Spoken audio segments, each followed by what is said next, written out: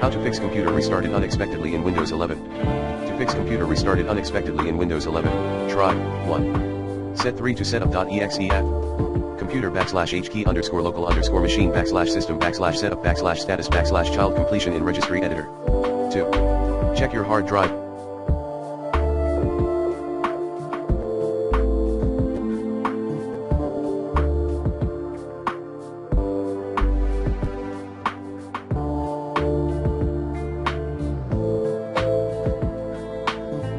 Cables. 3. Disconnect all your USB devices. 4. Format your hard drive. Run these commands as admin. Disk part list volume select volume 1 format fs equals ntfs quick label equals test 5. Update your BIOS.